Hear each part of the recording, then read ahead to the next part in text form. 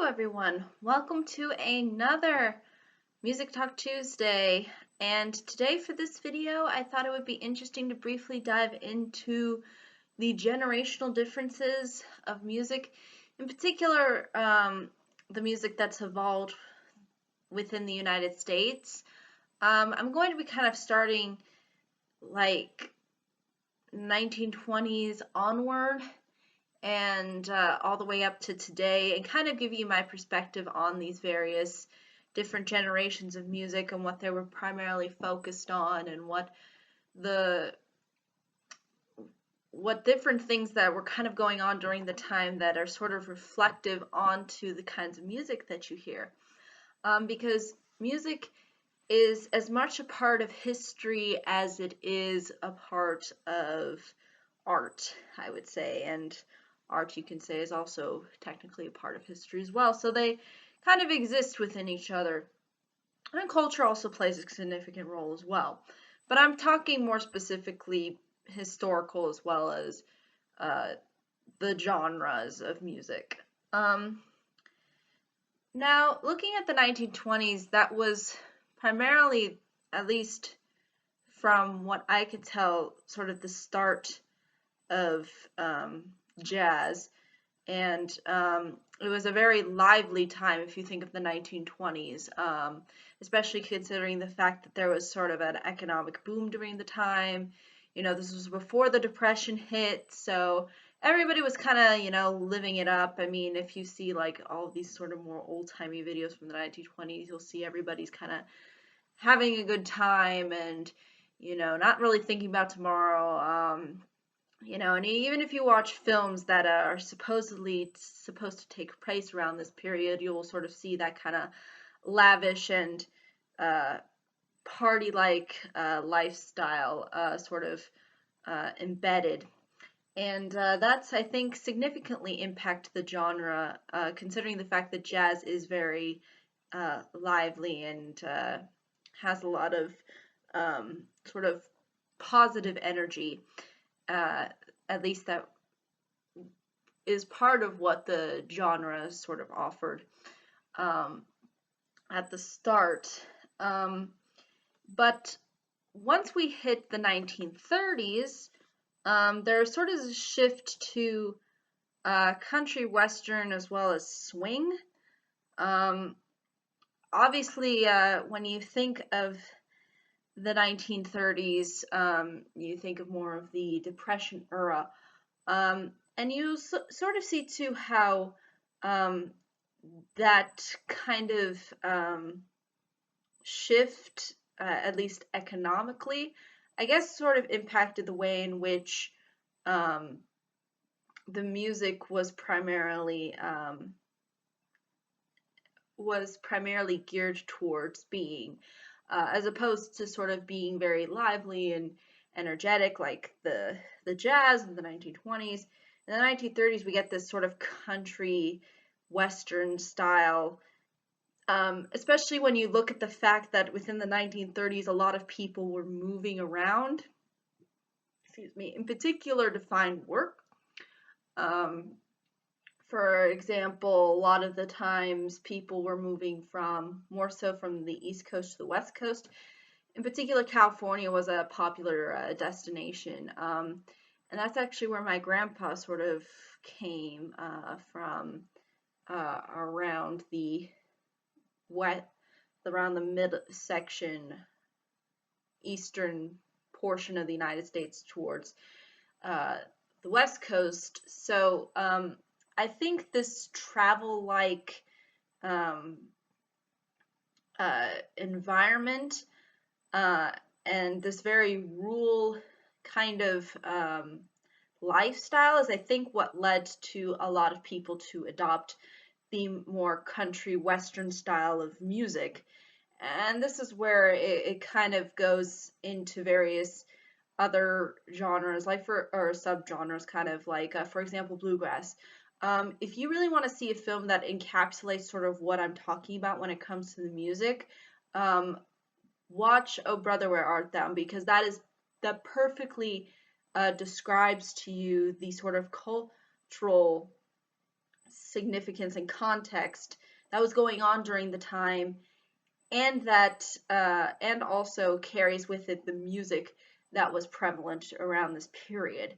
So I think if you look at those various things, that's oftentimes what you'll see within the 1930s, especially again considering the fact that a lot of people were um, at a huge disadvantage economically, and there was a lot of desperation, and therefore a lot of people moving around and trying to find a way to kind of plant themselves. And in doing so, with their travels, you get this more kind of rural like style. And I think this is definitely sort of counter to jazz, which is a little bit more city oriented. Um, that at least it was popular within the 1920s.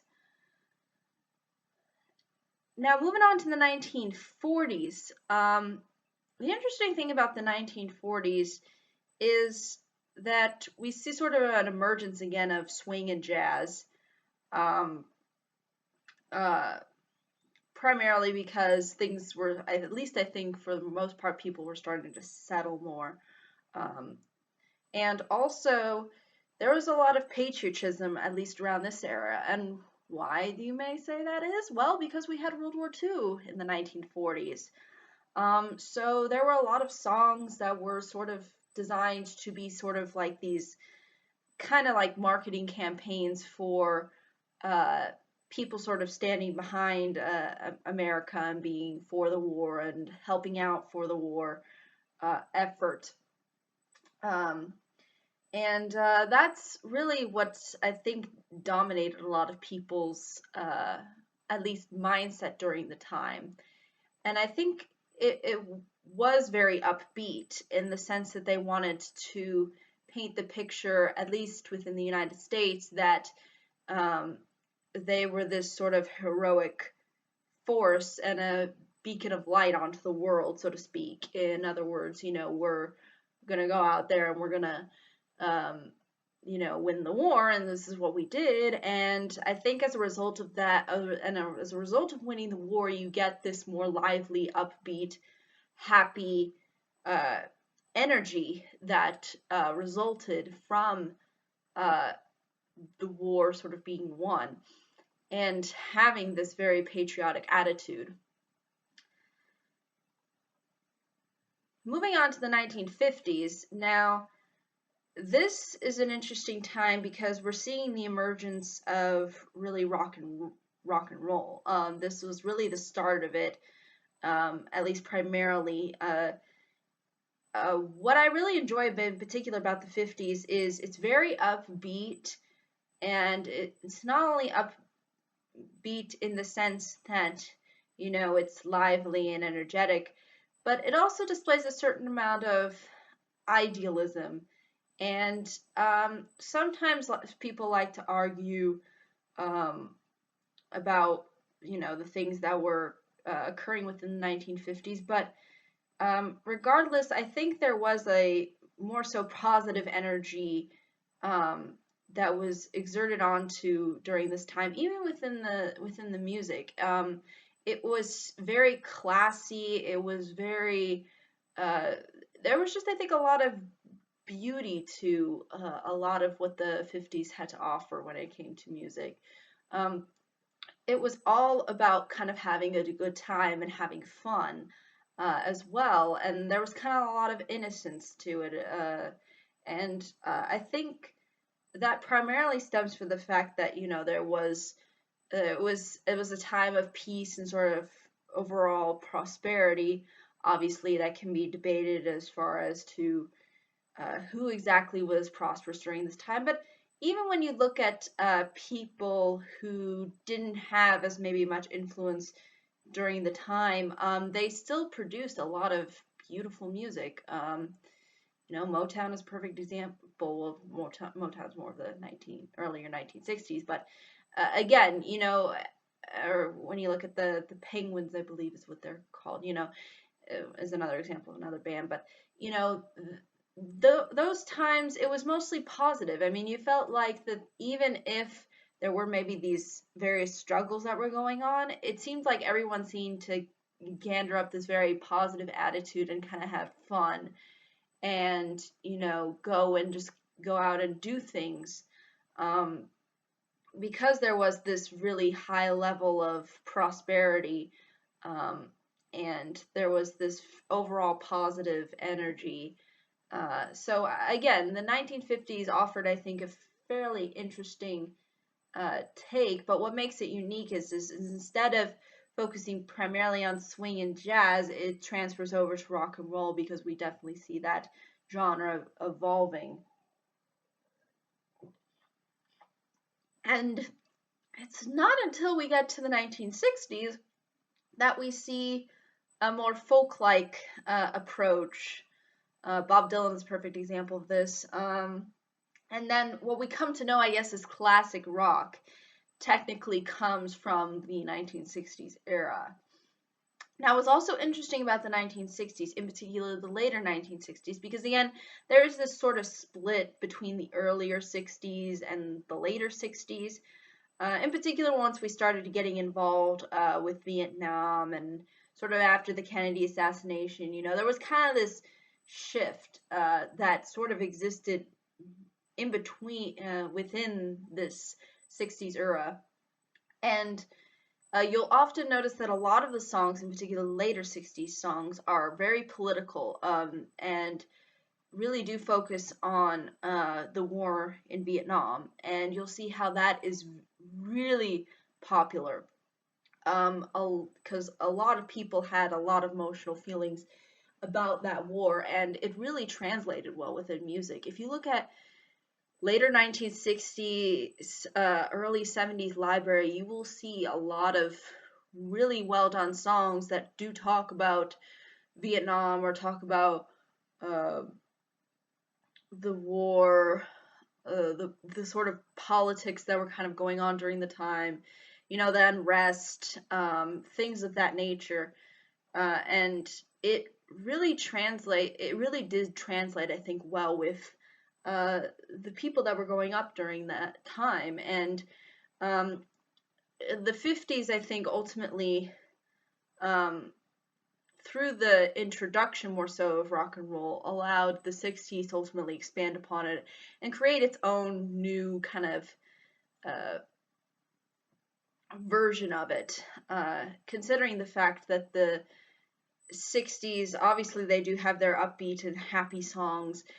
They also have their very seriously focused songs that try to hammer down certain uh, unrests and issues that were going on during the time. And once you get into the 1970s, again, we still have the rock and roll, somewhat similar to the 60s, I would say, for the most part. Again, although that was kind of evolving as well. But you'll see that there's kind of a split because within the 70s, there was the emergence of disco. Now, disco was kind of like the music that you would listen to going into basically a club to kind of, party it up or have fun. Um, so you could say it's somewhat similar to um, our generation's music of, I guess, maybe you could consider it dubstep. I'm not entirely sure what is technically the party music of today, but I would say that is. But in the 1970s, it was disco. That was the kind of, go out to a club and dance party music. And then rock and roll was the whole other equation of music. And there was sort of a division within this era about disco and rock and roll, um, uh, and also what led to sort of the further involvement of rock and roll within the 70s was the fact that it started to fragment out into these all these other different kinds of styles of rock and roll,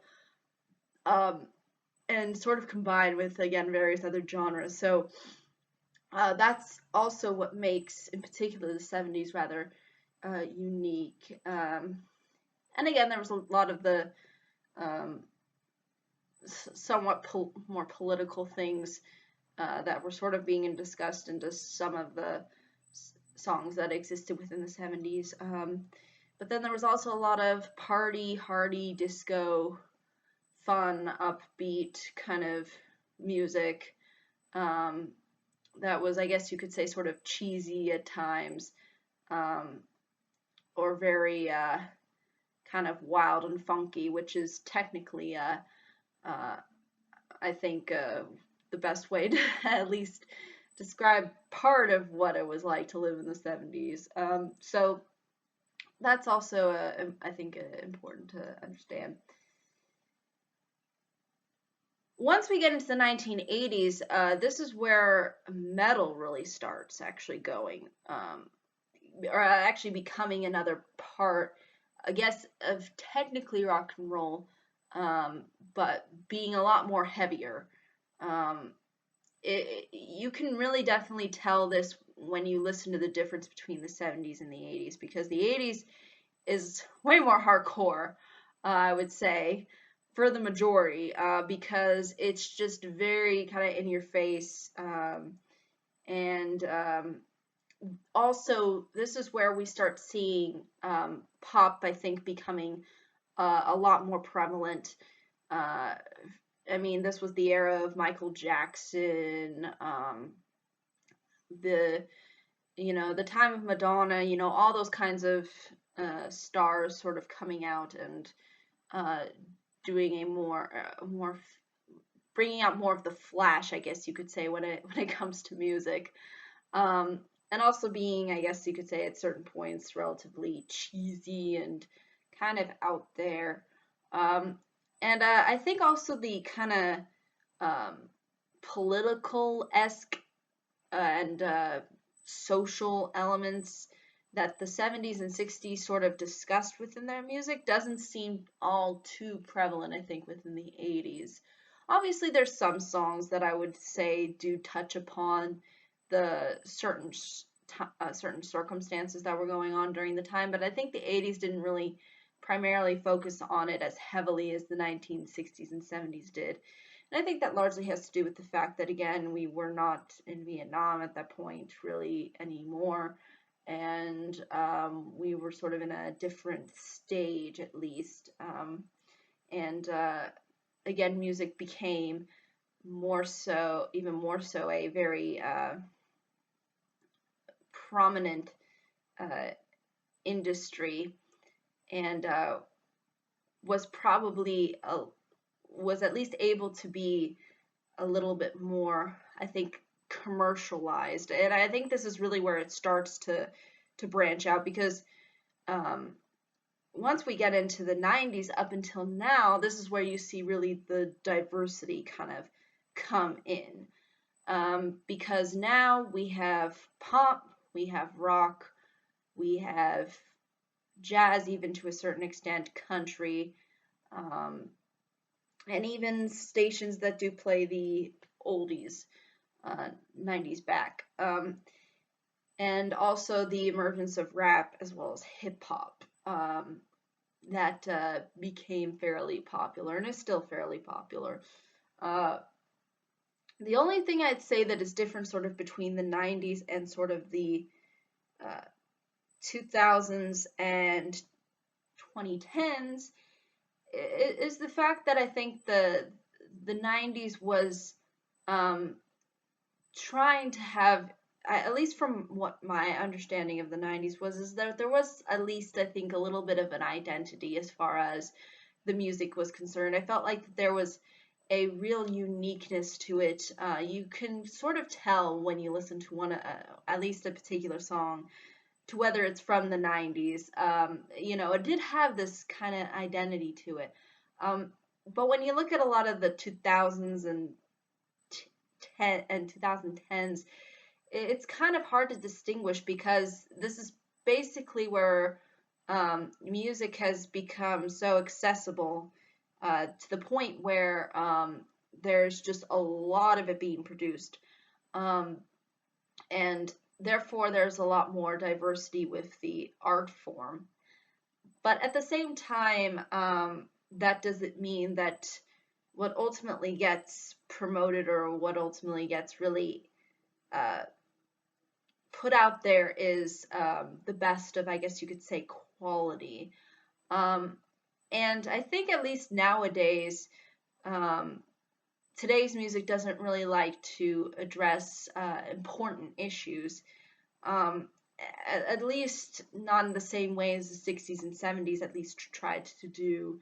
Um, it doesn't seem to have the sort of innocence uh, and the charm of the 1950s, um, or the patriotism of the 40s, or the or the interesting elements that existed within the 30s, and or the jazz again of the 1920s. I mean, it's just kind of, I think it's very hard to really give you a sense of identity with the 2000s and 10s, because again there was this idea of kind of spreading all of the different music out there and letting everybody just sort of decide what to ultimately listen to, which I think is a good thing. But at the same time, it makes it a whole lot less distinct. Like, it's hard to really pin down exactly, okay, what is the kind of music